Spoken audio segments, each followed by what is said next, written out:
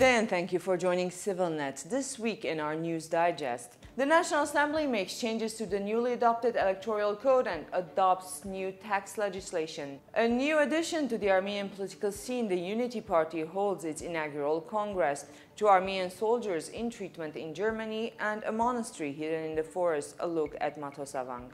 The Armenian and Azerbaijani presidents are scheduled to meet in St. Petersburg on June 20. The meeting has been organized by Russia. Russian President Vladimir Putin is scheduled to hold separate talks with both presidents prior to the trilateral meeting to discuss the regulation of the Nagorno-Karabakh conflict. The OSCE Minsk Group announced that the organization has had no role in organizing the June 20th meeting and cannot comment on it. However, later it was announced that the American co-chair of the OSCE Minsk Group, James Woolrich, will be present at the St. Petersburg summit. The presidents of Armenia and Azerbaijan last met on May 16 in Vienna, the first meeting after the 4-day escalation of armed clashes in Nagorno-Karabakh in early April. Following the Vienna meeting, President Sargsyan announced that all sides had agreed on the deployment of monitoring mechanisms on the front line and that an OSCE-led investigation would be initiated to determine which side instigated the recent escalation of the conflict as a constructive step towards more effective negotiations prior to any meeting to be scheduled with the presidents. The OSCE American co-chair James Woolrich has announced that the Minsk Group expects the meeting in St. Petersburg to discuss the placement of monitoring and investigative mechanisms on the Nagorno-Karabakh Azerbaijani front line in more detail. Ambassador Woolrich hoped that an agreement will be reached to proceed with the peace negotiations. This Thursday, the Armenian National Assembly introduced changes to the country's new Electoral Code, which was adopted a little more than a month earlier. Armenia's government and leading opposition parties reached a compromise on a number of points which were in discussion ever since the draft Electoral Code was published. Some of the main points being the introduction of fingerprint identification systems of voters on the biometric registry to prevent cases of multiple voting. According to the new amendments, opposition parties, non-partisan observers, and the media will be given access to voters' lists. Also, authorities agreed to the opposition's suggestions to have video cameras installed in all of the 2,000 voting stations across Armenia and have the voting and the ballot counting be broadcast online. The parties say they will continue negotiations to introduce further changes to the Electoral Code, which will be put to practice in 2016 during Armenia's next parliamentary elections. The proportional representation of parliamentary candidates continues to remain one of the debated provisions of the new Electoral Code. Armenia's new tax legislation was adopted in the first reading this week. The new legislation sees the taxes of those who earn more than 120,000 Armenian drams to 1 million per month, that is from around 300 to 2,000 US dollars, go up. Those who earn less than 120,000 or more than 2 million Armenian drams will see their taxes go down.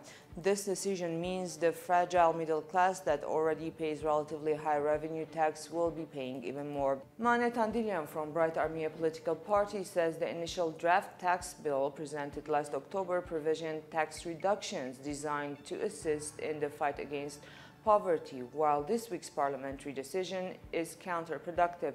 The government is trying to lift the financial burden of those who make minimum wage on the account of the lower middle class, hitting them with increased revenue tax, says Tandilian. Business unions also expressed their dissatisfaction with the new tax legislation, pointing out that the bill went straight to the parliament without prior public discussion and that many of its provisions are against public's interest.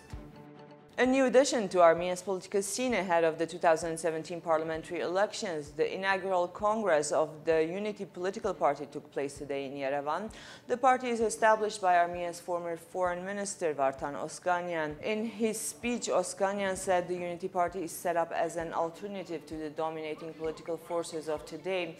He criticized the current political and economic trajectory of the ruling party and said the aim of the Unity party is to bring back complementary foreign policy. Joining this new political force are 3 members of parliament from the Prosperous Armenia Party, diplomats, Karabakh War veterans, and Armenia's former human rights defendant.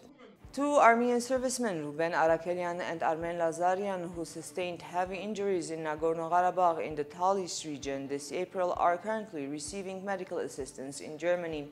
The Armenian Ministry of Health takes care of all the medical expenses of the wounded soldiers here in Armenia, but does not help with their treatment outside of the Republic. The health of both servicemen has improved considerably in Germany. Their families say their insistence to take them to Germany for treatment was not based on the belief that there are better medical professionals there, but on the fact that medical facilities in Armenia simply do not have state-of-the-art medical equipment available in Germany. Ruben's and Arman's treatment in Germany will cost 90 and 80,000 euros respectively. Their families raised the amount with the help of state officials and individual donations, but not as part of a state health program. With the start of the 2016-2017 academic year, 8th to 12th graders in Michigan will learn about genocides, including the Holocaust and the Armenian genocide. The bill mandating genocide education was signed into law this week by Michigan Governor Rick Snyder. In Glendale, California, the initiative to build an Armenian-American museum to promote understanding and appreciation of Armenian ethnic and cultural diversity received an endorsement of $1 million from the California Legislature 2016-2017 fiscal year budget, and another $500,000 will be allocated to support the Lark Musical Society, a collective of Armenian musicians with a passion for great classical and folk music. And in conclusion, I leave you with the breathtaking beauty of the Matosavank monastery in Dilijan. Thank you for joining us.